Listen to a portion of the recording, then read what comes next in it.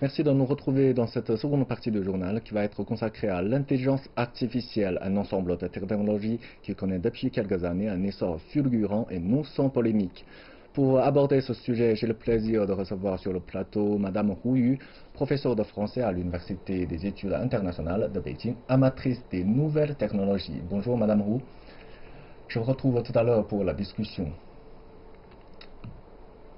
Le géant de l'informatique IBM a organisé sa conférence annuelle Think IBM à San Francisco.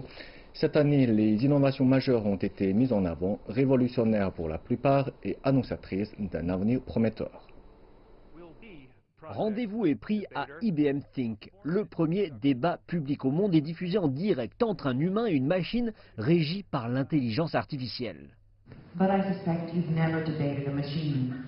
Les deux parties disposent de 15 minutes pour se préparer à la résolution du débat.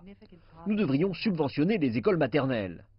La machine, Project Debater, dispose d'une bibliothèque de 10 milliards de phrases et de 400 millions d'articles pour former un argument d'ouverture de 4 minutes pour soutenir les subventions aux maternelles. While I cannot experience poverty directly and have no complaints concerning my own standards of living, I still have the following to share. Regarding poverty, research clearly shows that a good preschool can help kids overcome the disadvantages often associated with poverty. La machine est en compétition face à Harish Natarajan, un grand finaliste lors des championnats mondiaux de débat en 2016. Oui, vous pouvez le rendre clairement plus accessible pour les individus burgalais maternels. Cela ne signifie pas que ces individus qui sont aussi pauvres que Project Debater semblent vouloir que les équipes s'inquiètent pour les gens, ou bien qu'elles seront celles disposant de la capacité d'envoyer leurs enfants à cette maternelle. Giving opportunities to the less fortunate should be a moral obligation of any human being, and it is a key role for the state. Debater avait besoin d'écouter Harish Natarajan durant 4 minutes, avec des arguments très subtils et complexes, et cela a encore entraîné une contradiction. C'est là un niveau différent de compréhension du langage, et je pense que le système a très bien fonctionné. Quand le débat s'est terminé, les sondages ont indiqué que Natarajan avait emporté et a influencé l'opinion du public de 17% en sa faveur. Je pense que cela se situe en dehors de la zone de confort de l'intelligence artificielle, donc c'est pour cela que c'est si fascinant. Il y a tant de questions ouvertes, donc je pense que le débat que nous avons vu n'est que le commencement. Cependant, les sondages ont montré que l'ordinateur avait enrichi les connaissances du public plus que le débatteur humain. Ce que le système est parvenu à faire est très difficile pour un humain à effectuer à un court laps de temps, car il faut collecter un grand nombre d'informations et de données. Mais je pense que l'humain était vraiment meilleur dans la construction d'arguments étape par étape. Je ne pense pas que l'intelligence artificielle devrait lutter pour égaler la même intelligence que celle des humains, mais plutôt nous devrions utiliser la puissance des ordinateurs, qui est différente de l'intelligence humaine, afin d'augmenter et améliorer les humains dans ce qu'ils accomplissent. Une autre technologie futuriste présentée lors de l'événement était IBM Q System One. Il s'agit de l'informatique quantique. Une approche radicalement différente selon laquelle les scientifiques estiment que cela permettrait de résoudre des problèmes très complexes, mais pour les superordinateurs. Et si sophistiqué le IBM Q System One, il doit être maintenu dans une boîte étanche à l'air qui maintient la température plus froide que dans l'air extérieur. Tout changement de température pourrait interrompre le nouvel environnement informatique. Une autre technique effectuant ses débuts est le Verifier, qui s'attache au téléphone portable pour détecter une bactérie alimentaire ou même si un produit alimentaire est contrefait. 73% de l'huile d'olive extra vierge qui arrive aux États-Unis est mal étiquetée ou contrefaite. Nous avons fait cela avec l'huile d'olive et aux autres huiles de cuisson. Nous avons utilisé cela pour tirer la différence dans le vin rouge entre le cabernet. Nous l'avons utilisé pour tirer la différence entre les vins blancs. Mais nous avons un problème mondial avec le whisky. Le whisky est donc dilué avec du Coca-Cola. Dylan Berger estime que la technologie peut aller au-delà des smartphones en étant intégrée dans absolument tout, allant des tables à découper aux ustensiles que nous utilisons pour manger au quotidien. Madame Hu, comme on le sait, depuis quelques années, le secteur de l'IA se développe à la vitesse grand V en Chine. Alors selon vous, quelles sont les principales conditions favorables qui alimentent cet essor? Eh bien, les conditions, à mon avis, elles sont multiples. Tout d'abord, je pense que le plus important, c'est une stratégie de développement national. On sait que depuis octobre 2017, depuis que l'AlphaGo développé par DeepMind a battu l'homme dans le jeu de Go, la Chine a fixé le développement de l'IA comme stratégie de développement national avec un objectif chiffré de 1 milliard de renminbi pour d'ici 2030. Donc ça va être considéré comme dans beaucoup d'autres pays, un nouveau moteur de croissance. C'est tellement bien fait que maintenant la Chine elle est devenue leader mondial dans ce domaine et ça correspond exactement à la vision aussi des grands pays comme la Russie, les États-Unis, Poutine qui considère que l'IA c'est le futur des grands pays. Et aussi l'homme le plus fort du monde, Trump, il y a quelques jours donné un décret présidentiel pour fixer cela comme leur stratégie nationale. Donc ça, c'est au niveau national. Ensuite, il y a le marché chinois. Le marché chinois, il est immense et donc ça donne une immensité extraordinaire de données à exploiter. Vous savez qu'il y a énormément d'utilisateurs de WeChat. À mon avis, ça dépasse les 1 milliard. Ça donne beaucoup de données à exploiter et en plus, ce sont des géants chinois dans ce domaine qui arrivent à unifier toutes les données en ce qui concerne les achats, les déplacements, les finances, la santé. Donc ils peuvent vraiment effectuer des exploitations très profondes pour aller de plus en plus loin. Après, nous avons la formation des talents. Cela va sans dire. Vous savez qu'il y a à Pékin, vous avez à nord-ouest, vous avez le Zhongguancun, à Hangzhou et dans le sud, il y a Shenzhen. Et puis, il y a toutes les entreprises qui développent leur propre laboratoire, tellement bien, par exemple, que la grande société Huawei est le développeur numéro 1 de la 5G, etc. Donc tout cela permet à la Chine d'être vraiment on va dire le leader, l'un des leaders mondiaux du numérique, de l'IA. Justement, en parlant des entreprises chinoises, dans quel domaine d'application elles se montrent particulièrement compétitives à l'international, tant en termes de part de marché qu'en termes d'avancées technologiques? J'ai fait une petite recherche sur Internet. Jusqu'en septembre 2018, on compte à Pékin 395 sociétés dans l'IA enregistrées. Vous en avez 287 à San Francisco et à peu près équivalent à Londres. Donc rien que le nombre, ça vous montre la capacité des entreprises chinoises dans leur créativité, leur innovation. Et donc les domaines où nous sommes particulièrement forts, c'est par exemple la reconnaissance faciale. Là-dessus, nous avons un fleuron national, c'est SenseTime. Ils sont très compétents, ils sont tout à fait capables de faire de l'identification des traits sur le visage humain, que maintenant, c'est extraordinaire. Pour faire un virement bancaire, il suffit que je regarde mon téléphone pour faire un virement bancaire. Ensuite, vous avez la reconnaissance vocale. Donc là, vous avez des grands...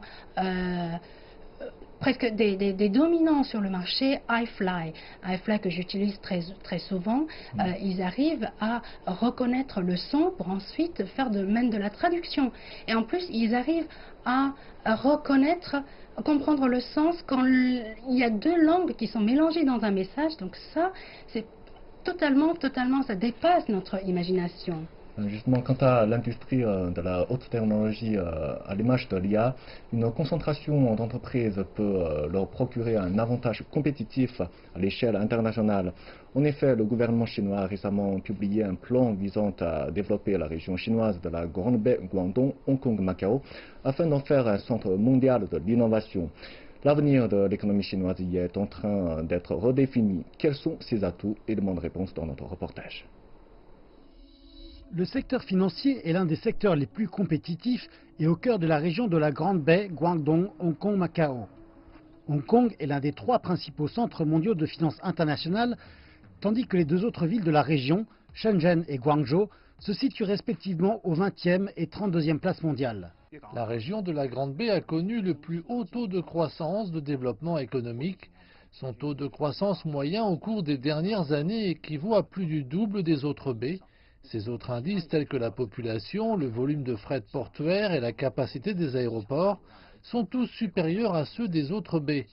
Les villes au sein de la région possèdent différents avantages comme la production ou le commerce extérieur à Guangzhou, les entreprises de haute technologie à Shenzhen et les services financiers à Hong Kong. Tous ces facteurs peuvent s'intégrer dans le cadre de la région de la Grande Baie afin d'actualiser les industries. Les 3 autres grandes baies mondiales sont toutes des centres financiers mondiaux. La baie de New York est le cœur de la finance mondiale. La baie de San Francisco importe dans le domaine des investissements en capital risque. Elle contrôle 1/3 du capital risque aux États-Unis. La baie de Tokyo possède le plus d'institutions financières. Les analystes pensent qu'il y a beaucoup d'espace pour le développement de la région chinoise de la Grande Baie. Hong Kong possède un système de finance qui s'adresse aux standards internationaux. C'est le plus grand marché offshore pour le RMB chinois. Shenzhen abonde en ressources créatives, tandis que Guangzhou et les autres villes du delta de la rivière des Perles possèdent une solide fondation industrielle. Les experts disent qu'après que toutes ces villes auront été coordonnées, un avenir radieux attendra la région de la Grande Baie. Pour relier les deux sujets, à savoir l'IA et la Grande Baie, selon vous, dans quelle mesure ce plan pourrait-il aider au développement du secteur chinois de l'IA? Eh bien, je pense que, comme on a déjà entendu dans le reportage, il y a déjà les trois baies qui sont très connues, qui existent. Chacune est très performante, avec chacune leur particularité. Je dirais que notre grande baie, qui relie ces villes du Sud, va énormément contribuer au développement économique de la région et surtout va donner un nouveau souffle avec notamment un effort considérable accordé au développement de l'IA.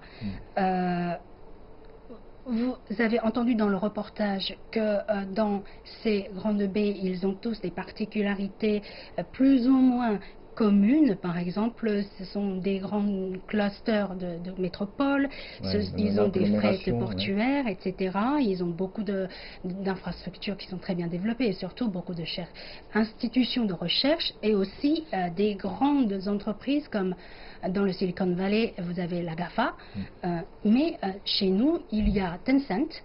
Il y a aussi le géant Huawei. Donc c'est vraiment c'est donner un nouveau coup de pouce à quelque chose qui existe déjà et mieux profiter de toutes les conditions, le développement, la technologie, la finance qui existent dans cette région. Je pense qu'effectivement ça va donner un nouveau coup de pouce pour mieux développer l'IA. Justement à ce titre, pourrait-on parler d'un pendant de la Grande Baie de San Francisco? Pendant, je dirais que oui et non. Beaucoup de similitudes, non? Pardon? Il y a beaucoup de similitudes. Exactement, exactement. C'est déjà beaucoup de similitudes qu'on a déjà ensemble énumérées tout à l'heure. Et donc, notamment cette similitude qui consiste à vraiment donner la place centrale à la technologie, à l'innovation, ça effectivement ça va donner un pendant, mais dans le même temps. Je pense que la Grande Baie chinoise, elle va dépasser dans le sens, elle va dépasser le Silicon Valley dans le sens où c'est une politique nationale, donc on connaît la force du pouvoir chinois, ça va vraiment donner un grand soutien.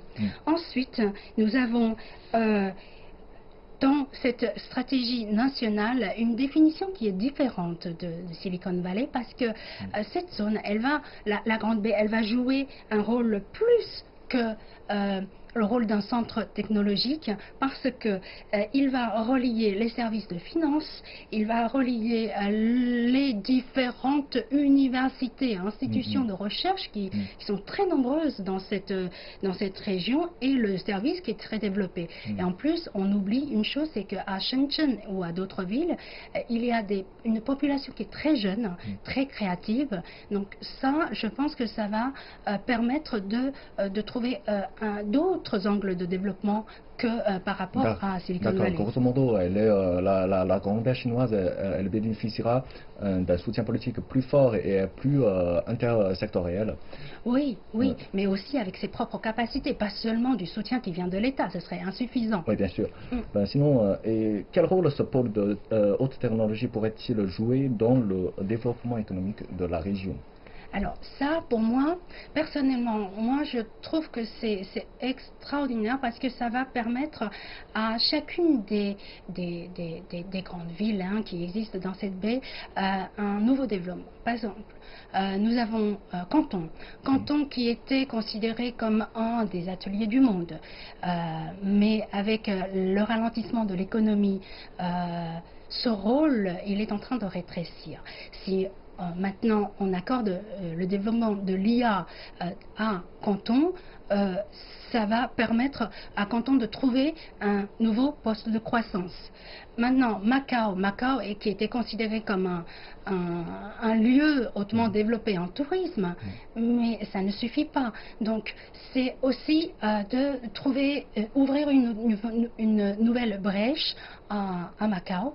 Et puis, à Hong Kong, cela va sans dire, ça va donner encore plus de rôle important à jouer à Hong Kong en tant que centre de fret portuaire, en tant que centre de services financiers, et ensemble ils vont former une synergie pour augmenter la croissance du sud de la Chine et ensuite de jouer un rôle très fort dans cette belle initiative de ceinture et route, ou en anglais au bord.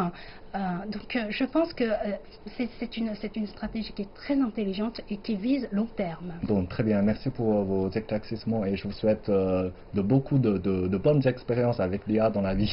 Merci beaucoup.